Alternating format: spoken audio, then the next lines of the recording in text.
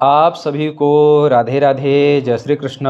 मैं सूर्यकांत द्विवेदी कैवल्य astro world में आप सभी लोगों का एक बार पुनः से हार्दिक स्वागत करता हूं। आप सभी लोगों का एक बार पुनः से हार्दिक अभिनंदन करता हूं। आज हमारे चैनल के कोई एक दर्शक टोकन लेकर के वार्ता किए। उन्होंने प्रश्न किया कि गुरुदेव, ये जो तंत्र का चैनल आप चला रहे हैं या तंत्र मंत्र के जो कार्य हैं या तंत्र मंत्र से जो कार्य लिए जा रहे हैं या सिद्धियां साधनाएं, यह क्या भारत सरकार के कानून के अंतर्गत है या कानून से बाहर है, मतलब अवैध है? कहीं ये अवैध तो नहीं है, कहीं ये कर्म करने से कोई कानूनन जुर्म तो नहीं होता है? ये उन्होंने प्रश्न किया। उनकी एक अपनी कल्पना रही, उनका हमने आध्यात्मिक और भारतीय संविधान के अंतर्गत हमने जवाब दे दिया।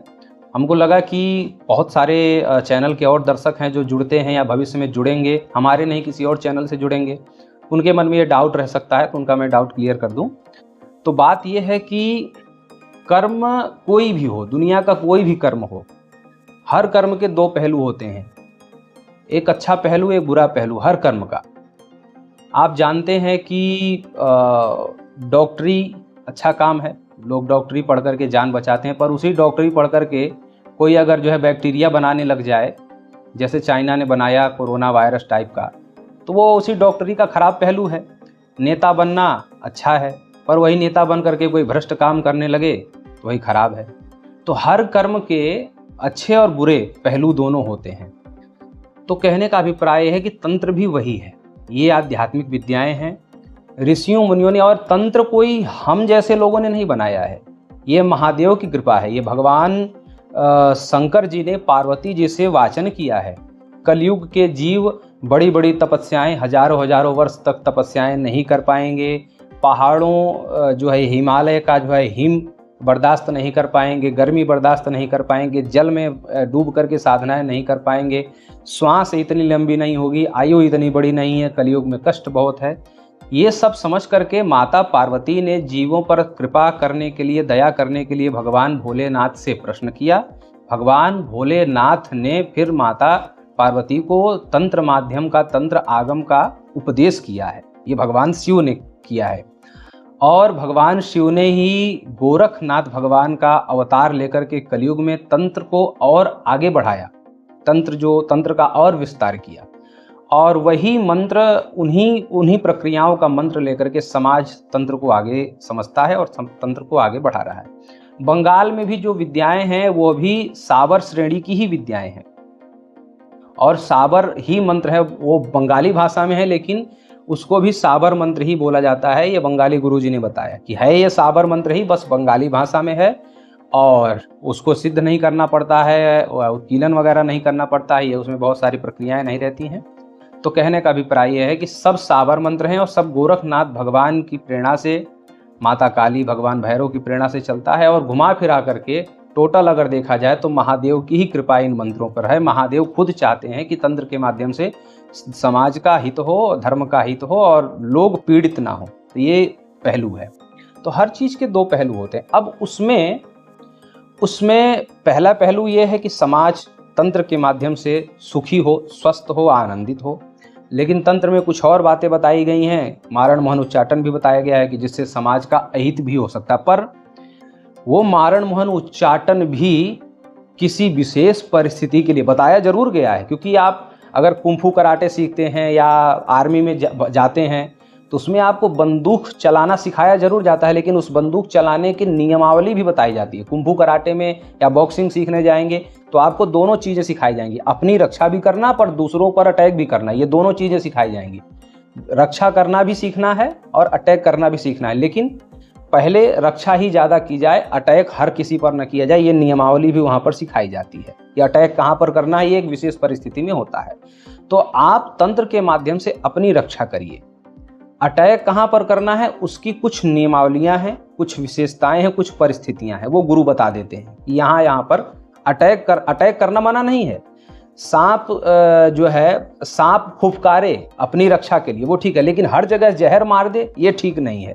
तो ऐसे ही बंदूक आपके हाथ में है, आप अपनी रक्षा करिए उस बंदूक को लेकर के, लेकिन अटैक कहाँ पर करना इसके लिए कुछ प्रतिबद्धताएं हैं। वो प्रतिबद्धताएं हर क्षेत्र में हर जगह पर लागू होती हैं, चाहे वो जो है फाइटिंग हो, चाहे तंत्र मंत्र हो, चाहे डॉक्टरी हो, चाहे नेतागिरी हो, चाहे हर जगह वो लागू होता है। तो ऐसे ही तंत्र जो है ये कानूनन अपराध की श्रेणी में बिल्कुल नहीं आता है, क्योंकि इसकी डिग्री हर संस्कृत यूनिवर्सिटी देती है। संपूर्णानंद यूनिवर्सिटी है, BHU यूनिवर्सिटी है, जितनी भी संस्कृत यूनिवर्सिटियां हैं भारत देश में, हर यूनिवर्सिटी तंत्र की डिग्री देती है। आप जाकर के इनसे डिग्री कर सकते हैं, BA MA की डिग्रियां मिलती हैं, PhD भी तंत्र से होता है। बहुत लोग जानते होंगे, अच्छी बात है। नहीं जानते तो उनको बता दूं कि तंत्र जो है, तंत्र से आप PhD डॉक्टरेट कर सकते हैं, ये सुविधा है हमारे भारत में। तो ये अगर इनलीगल होता तो इससे कोई डॉक्टरेट या PhD या MA BA की डिग्री, शास्त्रीय आचार्य की डिग्री नहीं ले पाता। बस ये है कि इसका जो दूसरा प्रकरण है, मारण मनुचाटन, ऐसे जो सटकर्म की श्रेणी में जो आते हैं, उनका प्रयोग किस जगह पर करना है। कोई आतंकवादी है, कोई दुराचारी है, कोई पापी है, कोई निकृष्ट है, कोई अधम इंसान है, ऐसे जगह पर उन विद्याओं का प्रयोग किया जाता है। तो वो जो विद्याएं हैं वो पुण्यदायी होती हैं। जैसे शास्त्रों में बोला गया कि झूठ बोलना महापाप है, लेकिन गाय हत्या रोकने के लिए या जीव हत्या रोकने के लिए, किसी स्त्री की रक्षा के लिए, किसी जो है ब्राह्मण की रक्षा के लिए, साधु की रक्षा के लिए, सत्पुरुष की रक्षा के लिए अगर झूठ बोला जाए तो वो झूठ कई गुना सत्य से भी ज़्यादा पुण्यदायी होता है। तो ऐसे ही जब ऐसे पापियों, दुष्टों का निग्रह करने के लिए तंत्र के उन सटकर्म के विद्याओं का प्रयोग किया जाता है, तो वो सटकर्म की विद्याएं फिर पुण्य देने वाली हो जाती हैं। लेकिन अगर सामान्य किसी अबला या गरीब या असहाय व्यक्ति पर उनका या अनायास ही ऐसे मजाक उपहास में उन विद्याओं का प्रयोग किसी पर किया जाता है, तो वो आपके लिए भी हानिप्रद होती हैं, और जिसके ऊपर आप करेंगे उसका तो हानि हो ही जाएगा, आपके लिए और ज़्यादा हानिप्रद होगा। इसलिए दोनों पहलू हैं। ये कानून के अंतर्गत आता है और इसकी डिग्री मिलती है, सरकार इसको पढ़ने की छूट देती है। आप जाकर के किसी भी संस्कृत यूनिवर्सिटी में आप पढ़ सकते हैं, एडमिशन ले सकते हैं, इसके बारे में और अच्छे से जान सकते हैं। और हम चाहते हैं कि आप जाकर के यूनिवर्सिटी के अंतर्गत पढ़ें, गुरुजनों से अच्छे से समझें तंत्र क्या है, और बढ़िया से समझ में आएगा। प्लस इसकी आपके पास डिग्री भी रहेगी, ये कर्म करने की आपके पास डिग्री भी रहेगी। हमारे पास इसकी डिग्री है, इसलिए हम आपको ये बता पा रहे हैं। किसी ने पूछ दिया तो हमको लगा कि आप लोगों के मन में भी प्रश्न हो सकता है, इसलिए हमने ये जानकारी सार्वजनिक करने की सोच ली, आपको हमने भी दिया। तो ये मैं फिर बता दूं कि हर कर्म के दो पहलू होते हैं। अच्छा कर्म करिए, तंत्र के माध्यम से समाज का हित करिए, भला करिए। तंत्र बिल्कुल बेकार नहीं है, तंत्र तो अच्छा है। ये महादेव का उपदेश है साक्षात। महादेव ने वाचन किया है माता पार्वती के सामने। माता पार्वती ने जब जीव कल्याण के लिए प्रश्न किया तो महादेव ने इसका वाचन किया है। ये महादेव की कृपा है। और आप सभी लोग अगर तंत्र का प्रयोग करते हैं तो कहीं न कहीं महादेव की सेवा ही हो जाती है, महादेव की सेवा हो जाती है, क्योंकि महादेव की विद्या है। जनता की सेवा के लिए अगर आप इसका प्रयोग करते हैं तो महादेव प्रसन्न होते हैं। भगवान शिव की उस व्यक्ति के ऊपर अहेतुकी कृपा हो जाती है जो तंत्र का सदुपयोग करता है, जैसे हम लोग कर रहे हैं। ऐसे आप भी करिए, लाभ लीजिए। ये पूरा कानून के अंतर्गत है, कानून के बहिर्भूत नहीं है, ये पूरा वैध है, लीगल है। इसकी आप डिग्री भी ले सकते हैं। राधे राधे।